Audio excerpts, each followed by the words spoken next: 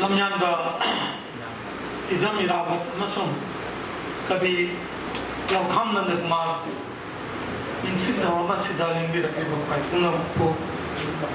इकाई को पहुंचे कभी लौखाम नंदकुमार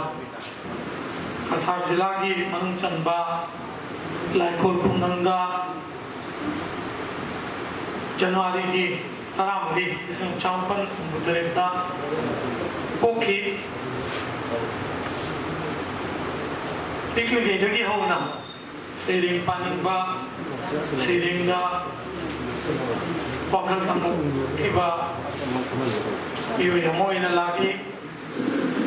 माकी महिमसिंग धाकी लाला रॉयल कॉलेज का साइंस का क्लास 12 और तमलकी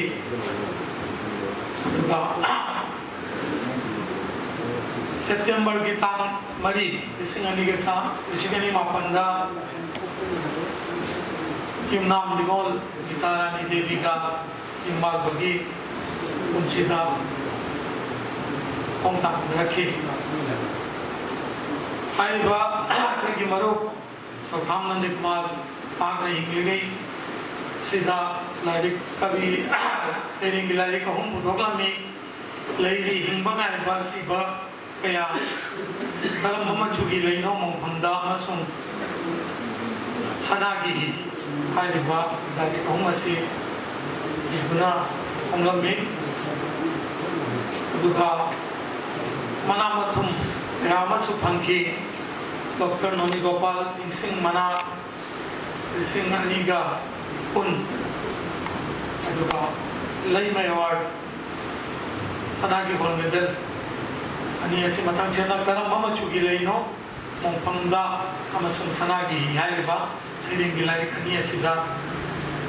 फंगी बनी दुगा तोगी आदम बरुल से लोग आसाम लखीपुर की केफोंग बरुल की एडिटर सो एरमी पपुमोइना कभी नंद कुमार से असाउबा कभी हायगा कोई साहित्य की इनोद खंगने पावद फावरकवा कोई समाज असिदा मौंग मरिन तादबा करप्शन अमोटबा असे सिन चिंब कया सिबागी खुदी टोप टोप मखल की खुदीदा यामना असाउबा अदुम मौंगदा फोंदोगी हजिर की समाज असिदा हेने हेना मुसिलकीबा हेने हेना मौंग मरिन तारक्तबा सिददी कभी नंद कुमार मंबा मसिंग यामना थोरबगी दरकार अदुगा अखोइना नसी कभी असिना लेखिदबा से अखोइ निसिंग जदुना नाहरोल बरुल सिलवा सामना सिलांग जदिबा निसिंग थोरम अचंब खुदोल से अखोइ मरुम असिगी लेखिदबा मरुम असिगी खवाई मिलेलना हराव हरावना लौसिंग बिगेने हाइना सातौ जे कि बिरी बखवाई पुनः मुक्तो मकसवन्ना कायबना बुचे नंद कुमार माँ की शिवरी मैंने बोला एक ना थोपा और मुझे वजनी माँ पुंडा मठौना लेबा पान थोंग ले थोक रगसु नियोई बुगी औरत मचर नियोई बुगी तकिले और अब थोंगा नुंगा सुवाई मिशन अमली मागी सिनियोर हाइस्कूला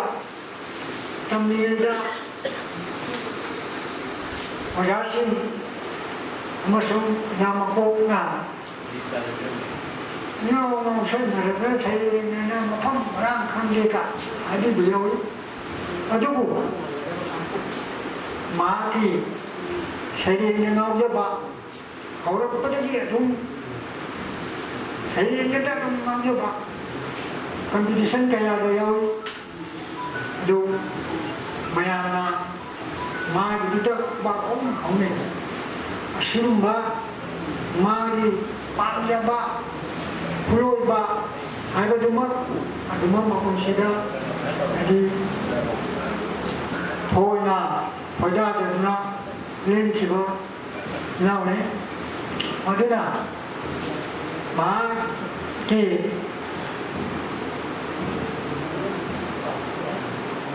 ꯁꯩꯔꯦꯡ ꯑꯃꯗ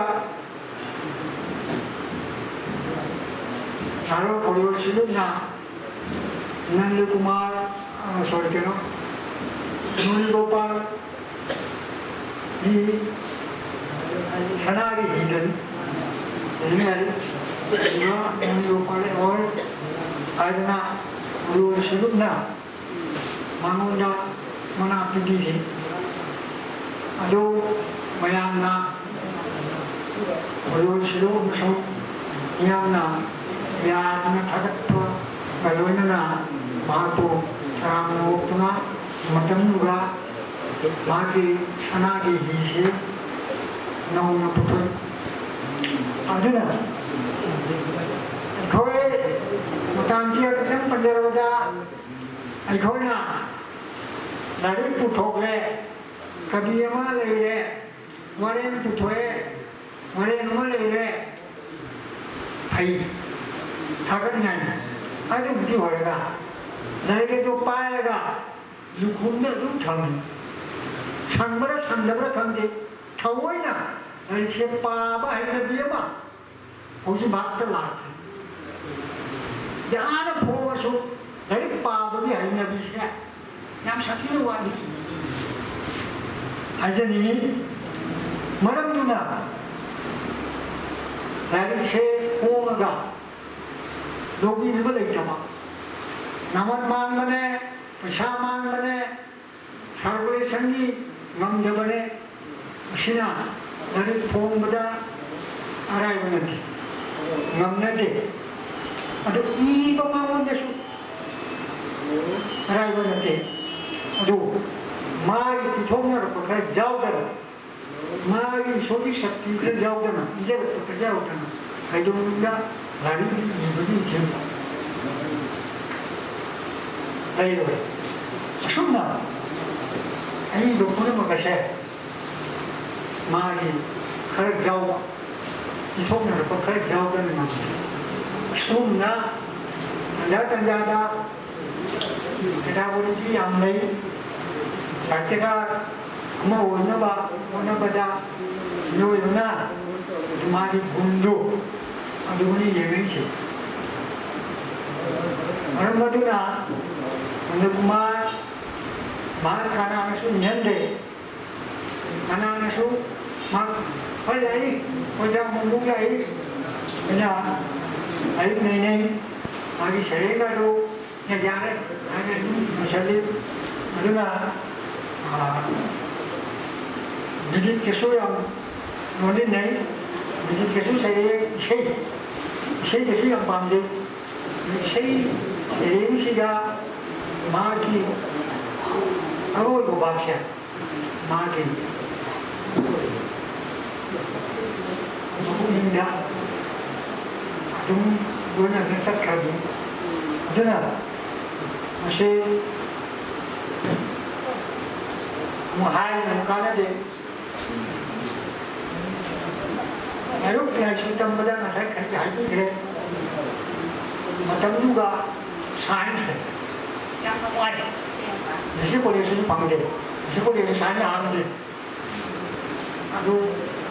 아직도 못이 아와하고서 자신의 개념이만 아주나 하려가 아니라 하려가니 거의 해석을 뭐 사이언스 그러나 다르가 뭐더라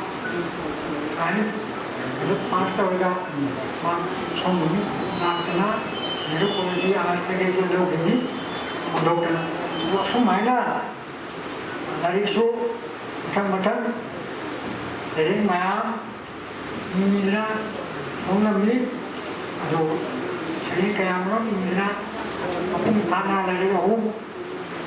ना नियम उसमें साहित्य दा दांग मणिपुरी साहित्य दांग नावनी सुनना नियमना 이 분시다 이라고 하라면 분시다 살때가 뭐 오게 하라버디 뭐 분시도 끝까 독권한테 오는데 가이나 아니고 막 독바이가 한데 이렇게 분시다 후인의 당분들나 확실히 홍박이 어머니 이것이 많이 생신도 내가 원래 부동자들이 생신도 그렇게 하더라. 이렇게 막 양나 사이트에 더워야 봐. subscription, donation, 사이트에 와야 돼. 이거 뭐그 하는 거야. 또 그렇게 이들 때 아주나 양나 남부터 차 그다 이놈이 이 도시야니 알아서 만 만나고 하다가 그때 보이 마음 때가 딱 도잖아. 거의 손나 Singapore Development Association musun kau sahaya konsert pun bangsa yang bernama Jawi. Atau lu panggil mak Jawi kita ini नहीं nama. Jadi mereka main tahu mereka saya main tahu dia yang kita panggil ni. Jadi mereka nama apa? Kena apa? Kalau pada ini nama mereka mana theme? Kan masuk theme kita ini nama main tahu dengan mana terjadi. Sunnah, harus main itu. Ini benar saja. Di mana mak punya punside, haiba, zoom kayak coba kereta orang, saya itu mau coba, nekmani, makna, nauna, saya tahu kita sih, kamu sunnah, mau itu. Untuk jadi orang Madinah, maka kemakta si nyamna orang ini kena pembersih, ini jadi sunnah menikmat servis kita makta ekonomi soi yungi debu jadi maka macam sana private school, nursery school, apa dah, kan terus pasti duk jalan tak pun, mereka tiba. Jadi, aduh, sahima, karena itu orang eksotik servis kau. Sahih ada lepas macam tu. Ada usul, kami yang punya tahu le, sahih. Ada ilmu orang, pemahaman jemuk jalan, orang jemuk. Ada ilmu bon jalan, orang jalan. Asumana aku sudah ini nama main kita, aku jalan seperti sudah main muda, awak mana sekian panggil, kerja ada. Asumana pun sudah di awak nasi misalnya mana sih sunnah mak suami untuk jadi dalam harus masih musuhnya nuaiti orang mana mak iserong masih mayangga di kerumba coba lagi hajiru kenapa din नहीं बदे या मैं पुदुंचा आही चिंचे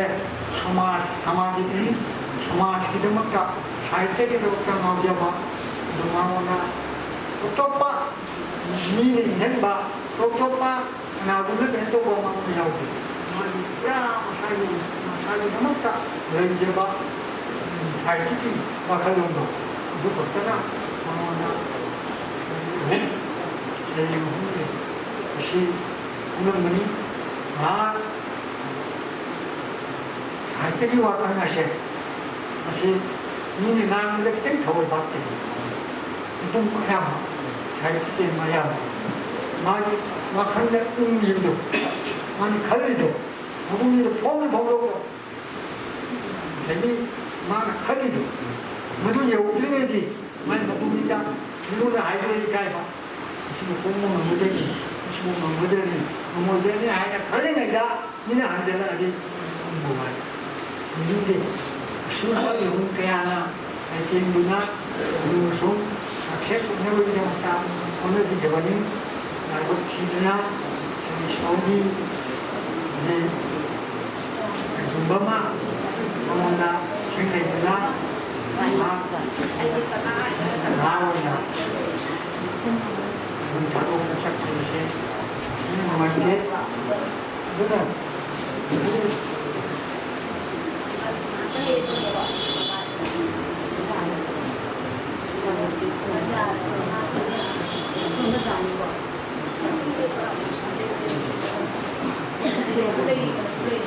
Kami mandiri dunia, hari ini orang tadi bos juga, juga Korea, Indonesia, Antara, Gini, Filipina, Hong Kong, Jepang, Hanoi, Jepang, jadi Manipur ini orang Malaysia, sini sebenarnya tetap lagi dari hati, macam Dia borna mari wakal macam-macam. Madu kita macam hal jadi mana bercerita, ya ini sampai hum hati juga, mayam hati besok ini tu jadi mari wakal kita selewale bahaya saya. Juga tu mari wakal macam-macam. छोड़ पाएगा तो मामला ये मामला नहीं लोई बना मास ये संसार देखने जाने से अभी मौसम दुनिया लाजुक मुक्ति लेबार को ना और पर हाँ बात नौ मेले दिवाली से साहित्य की संसार का साहित्य की विद्या मांगे बनी साहित्य ना देखने की आप जब वो लगेगा नहीं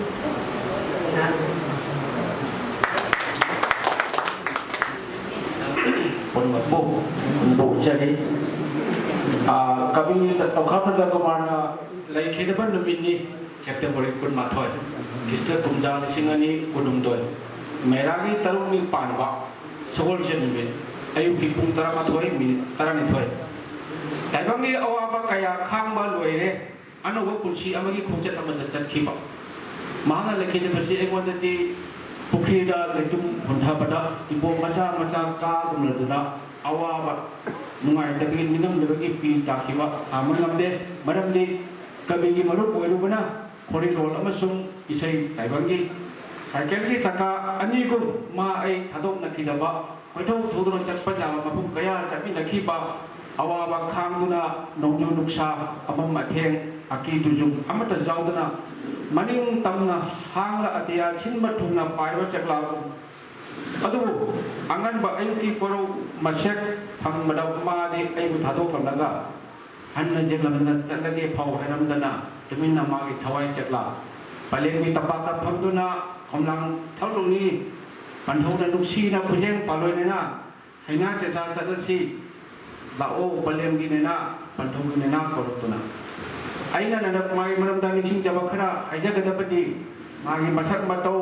कनी बुंगराम मचु फरित मचु नसिबदा चले मागी पोफम साफम पुसिगी लोइनबी मही मसिंग सेंथोक लबी साइतगी खुतोल खर तकती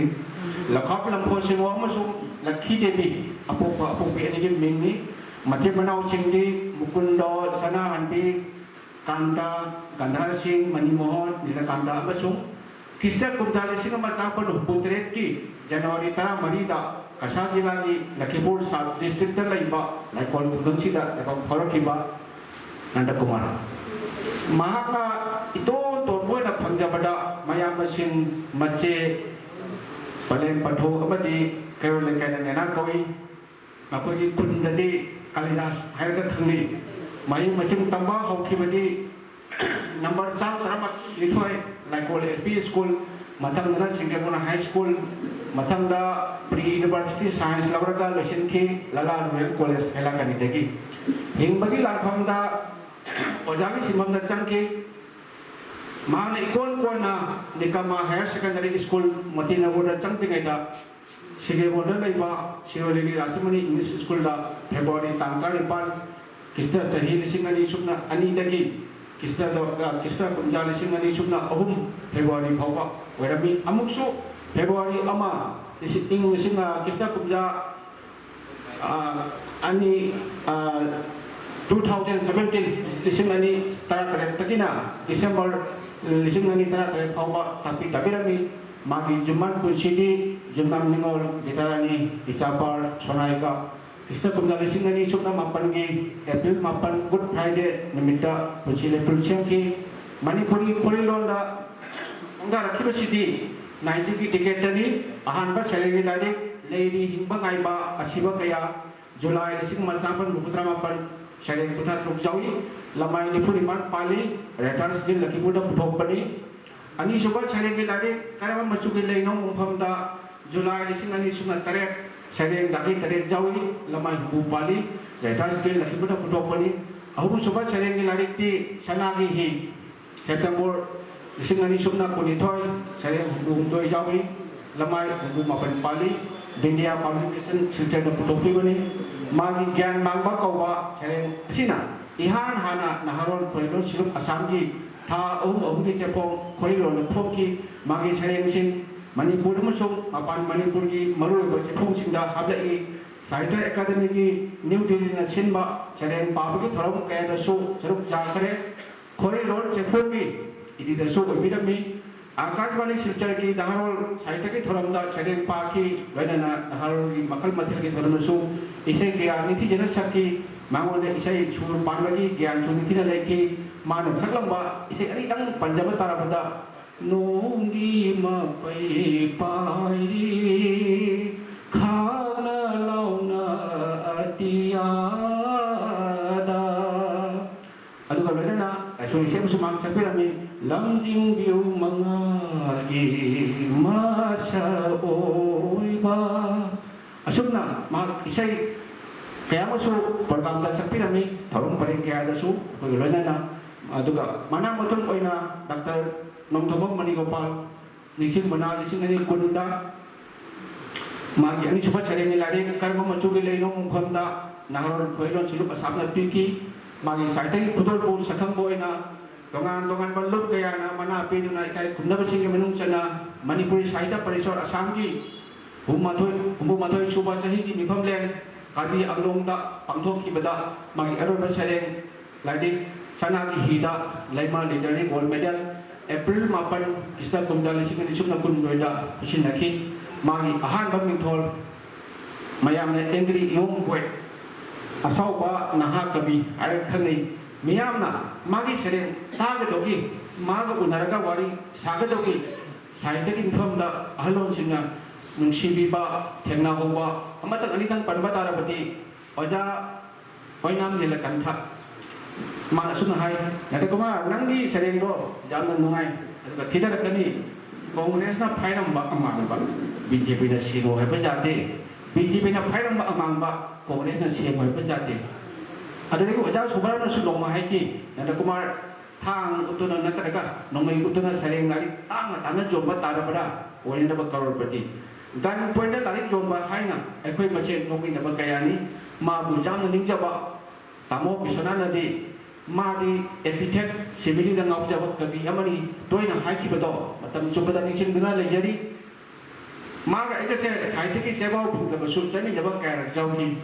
Gatekeeper na sebaw punta lapat kari ke bahaya bati kapto ba koi wa nung inay mahak jaw na itom ta saite ki thorom chapasi hai na de aduga ayam ba or papisasyon na mahang na hekta mahangi mahang na haksang na nabang matanda haksang ibang kamdawri mahang na legra tungda na awawa puntok pahiwahay na jadhana ki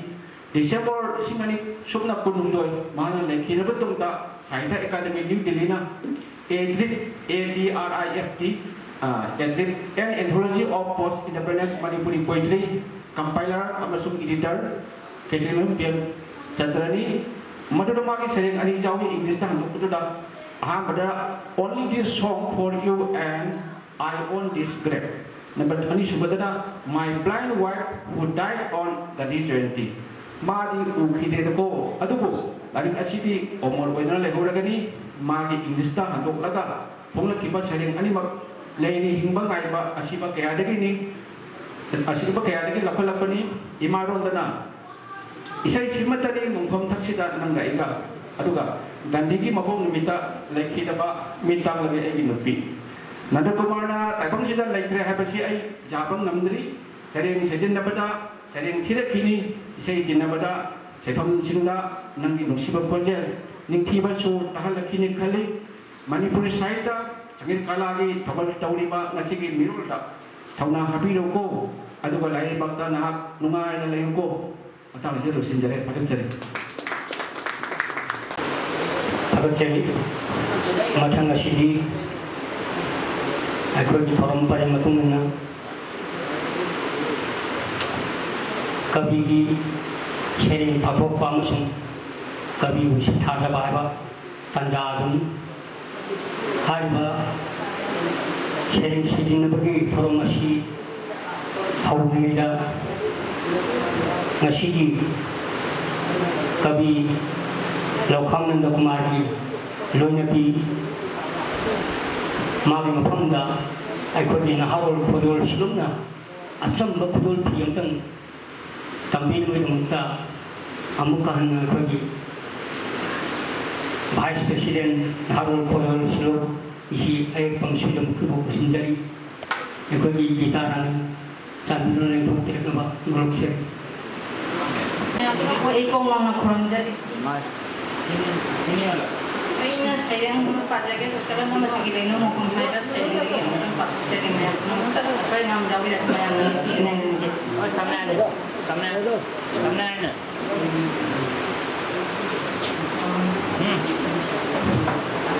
Mitayo ay napo laga, mitayo ay nasiba dana ba, mitayo ay napo laga, mitayo ay nasiba dana ba, mapang manipur. Sakaw si irabat nasibi kung tagi nugsiraba ay ungis September gi. Ima ato mina jolpani ay di ima najak jaram day khudin jungi mini haina ay nakaupo kyo doon ng singdi. Kauda senjaw trabadi mihun jongo hayla jada matam ay isa gi sahi putra mga. Lawai chu tang silak ba pani puri degi loina palai na nupi tila phanda degi lukha biama itma to mi siva nimita silak le cara masa paide wa bana hoji laira trabalomi amagi machani ai iran no yeri ba khau tai to na kai degi chakau dori bani iraba putra gi siraba ayugi ngasi September gi mitayo na po laga mitayo na siva dana ba mapan mantu aga jari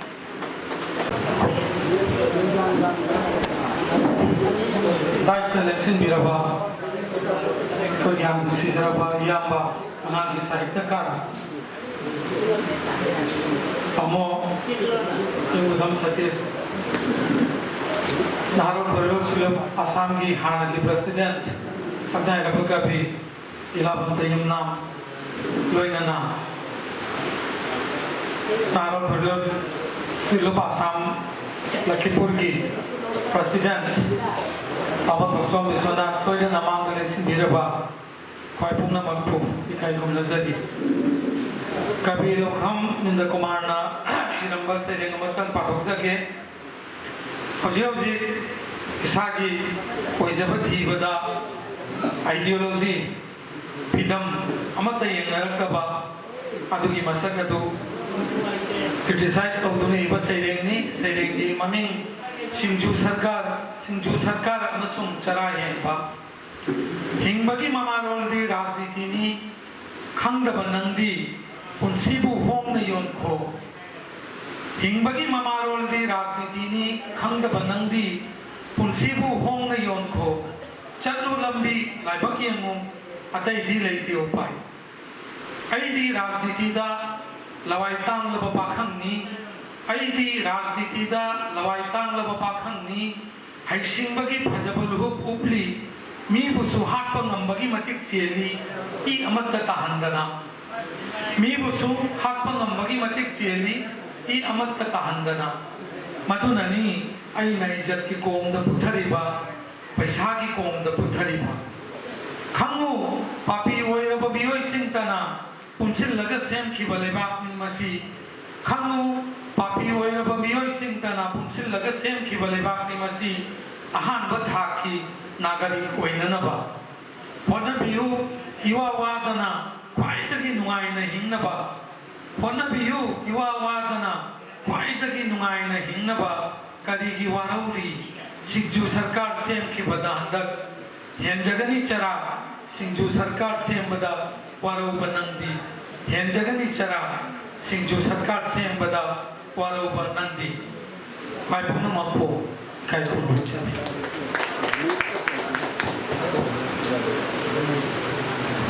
다섯째 여자우 마찬가지지 소방 옹미 제인지 없음자리 아누가 르나르나 시엠 사건 레뷰 마찬가지 아예범 수정무기 ꯑꯍꯥꯟꯕꯃꯛꯇꯗ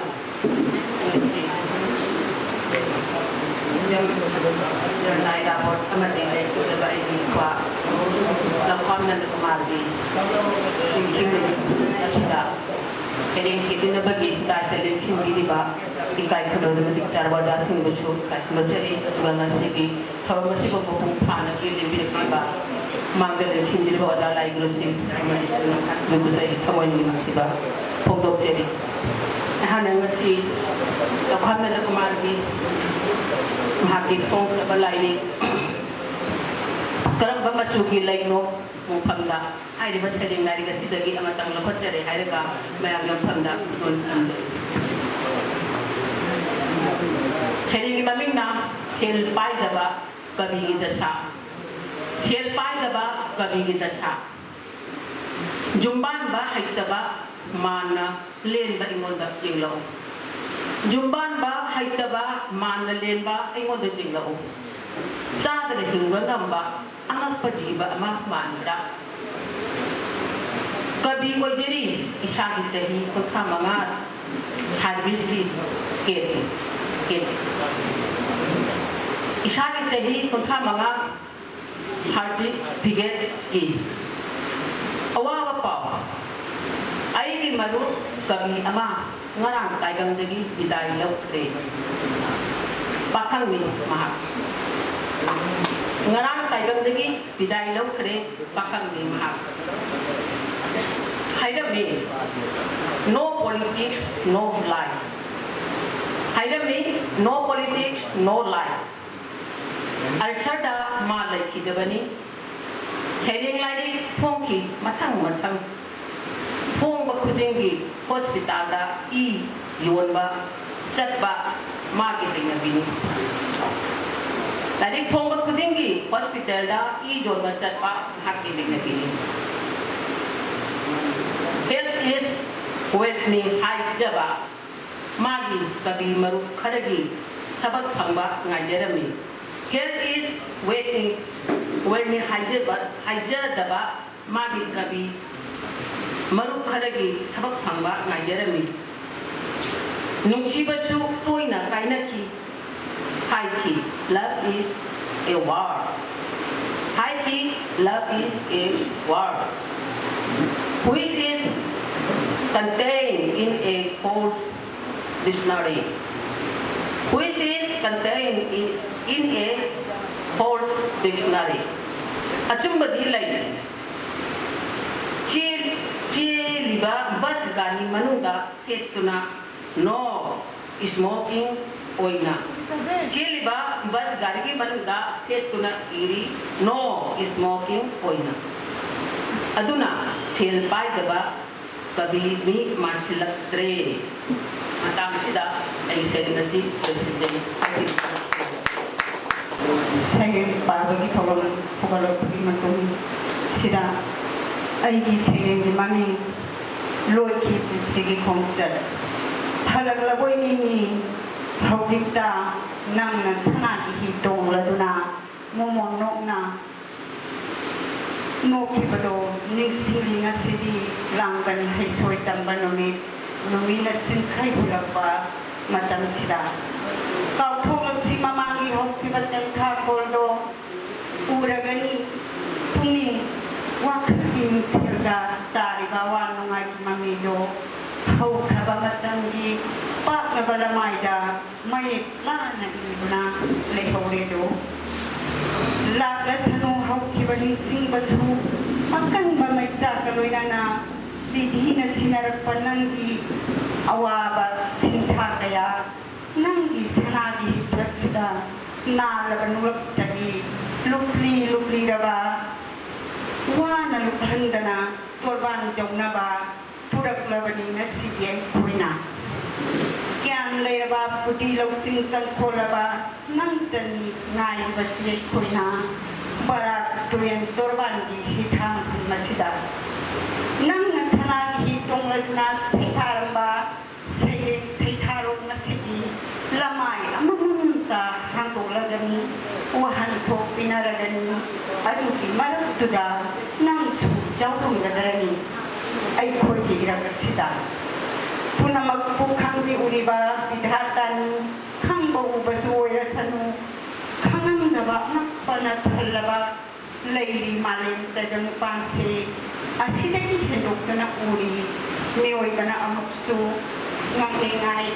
miyoy bagi punsida di tiyat pa karang badong pa mga layli bagi hay bangang di ko'y se laibag kawangat pa na iloy na nasana di awanungan maduda zawin nang suway sumaso punsig ngay ka na tuway na biraba kay Kenny pagdingalin si saytahan na sanat buhang lani mikap kampo puhalani kubang munda pasilba matang juda loy ki punsigi kongzat loy mayang pnu Madang si kosin jage ngangom punjati ahada matada ngasidi mahakabi jam irabot umasung kabi lakhan na kumagi ningsing thawra ngasigi thawra masi ras ahom na tilabat thawra ni hana ina aigi oina hajani nung sirabat thawra mamani nungai tabasu thawra mamani aduga hiyam na nungai ba thawra mamasuni hana ina thamjani ngasigi thawra masi phamba kaleng sing biriba sangai rabo jasing sutin jaraga loina na ngasigi asigum laba sangai rabo kabi singi ningsing thawra masibu mapung phahang dinabagi dama lamdagi lengbiragriba shahidagi shabari oliba othasing isininaw sadar-sadri manumapang puding mabuhay na kamoy nung dagi nungay ba pungdok sali loina na di ko mga ngasi ahan na thawra kabilaw pang nanda kumari ningsing bawal na sayang pato pagi thawra masida ay kabi kitayit tagi dapat jadrit yamna jamna jabi kabibu yamna munna sakhang jabasu kadi wadi aise adugo kabi kitayit khara pajar pamatung ay thamoy yoiba sayon khara tang mayamna kudot samjage ay sayang giming laipol gi mapari ay sayang giming laipol gi mapari lising ama jama pani yeloi nana kumputare na nga kapung kumja sigi ahan mathabong January tha sigi taramani ni chanbanu ani shuba jayorgi aroi bakorong no kasagi laipol kawi khungangda taibang tharo kiba ibo tiela nangi taibang khongchatta chillaba punsigi thogai marakta irol khorirol laikon da suling sin biduna ibana sharing lerang laijan ahum pudon bidamba karam na kawal sige kabina khudon bidamba mathang sina ing kumjali singama chamapan mahudramapan lairi ing bangai ba ashiba kaya ing singama chamapan mahudramapan lairi ing bangai ba ashiba kawa ing kumja lising ani sunatare karama majugi dai no mongpamda ing kumja lising ani sunatare karama majugi dai no mongpamda ing kumja lising ani sunakuni thoi sanari hi lairang laisak laizu hena laisat tamdang deni ai bau kalam bado na hagna maitai ronbu imaroni khanna tapliba mahaibo sing mokhamna kalam bado na hagna mitai ronbu imaroni khanna tamliba mahaibo sing mokhamna maduma kohan bisan thawni jage mapuna phagatu Masigi toro masida engbe ba maya puno mako amadare aina kai puno aina masigi toro masiga mari dena na ado ka ba sai dena ani kami chip atien ba sai ani kami masi ramna ta mara di ada lagi kalau nai pun kita sai lai sanagi hidagi apa jadi ahamba sai lebat simbat tungna horan bacari pumpan sudaban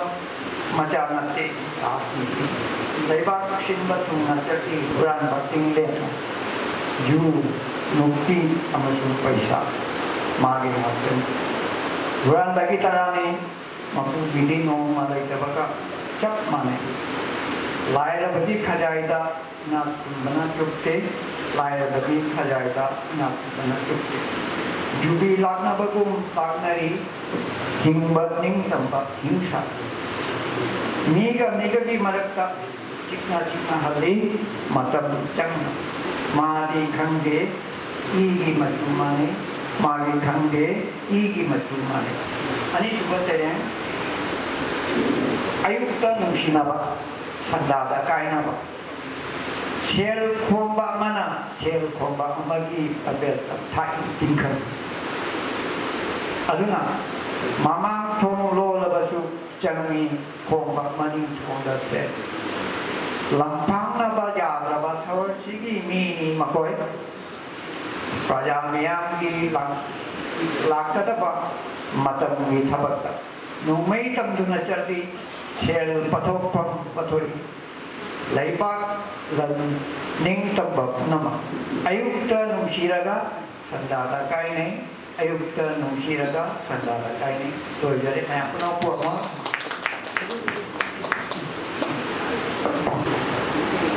jamia por sino amadi dai dinara ipana manna tak pagi sino kita engge kamaya to sukun jadi magi mana bunga basri kanan bama tuki dai no mo hamda sida bise mana ko ba ida padrege ringi mami kaploi ai wakama mata disu ni oina poklaga ni oina sibaya na ba thân này hết là cả u nó đang u này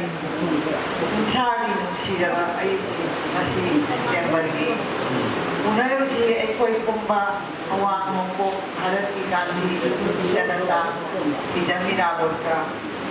ai coi lau ni ngatan darkar lagi sel ni nabadama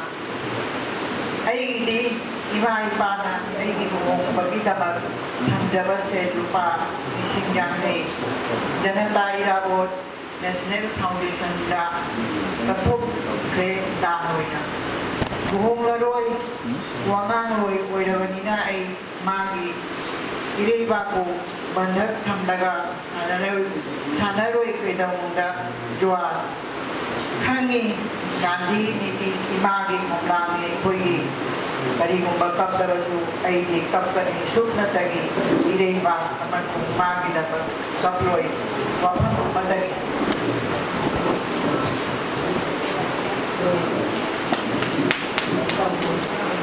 Ngasi kami dokam nanda kumari ahum suha lagi ba kumol sawpora benakan di September thaki tang kumatui kist लिसिंग अनिगा कुनमंगा नमाजिंग निमित ngasiगी ताइस्टा लेटेंगिरिबा मिफम मपु अमदि मिफम असिदा इनबिरिबा ओजासिंबु आयहाकना अहानबदा इकाई खुमनजबा उच्चन आयहाकी शेरिंग असि